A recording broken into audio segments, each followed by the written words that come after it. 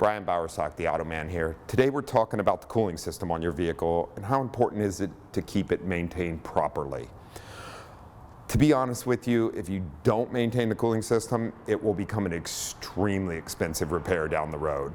So the number one thing you can do is flush a cooling system when recommended. Now there's two types of coolant pretty much. When there's extended life, we break it down into, and regular ethylene glycol coolant. If you have extended life coolant like Dexcool here in your vehicle, which most vehicles do these days, we recommend 3 years or 50,000 miles to service it at the West Automotive Group.